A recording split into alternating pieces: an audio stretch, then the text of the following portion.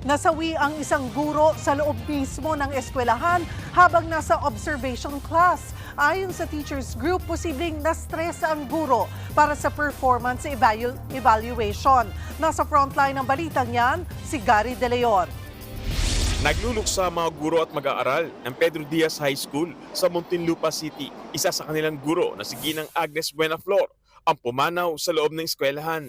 Base sa investigasyon, nasa observation class ang guro kahapon para sa performance evaluation nang bigla itong mahilo.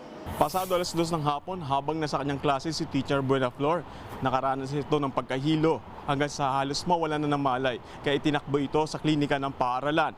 Pero nung lumaon, dinala na ito sa ospital dahil sa kanyang sitwasyon.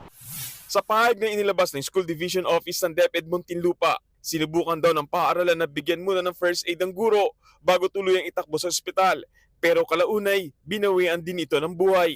Nananawagan ng Division Office ng pagkakaisa sa pag-alala sa pagpano ng isang mahusay na guro.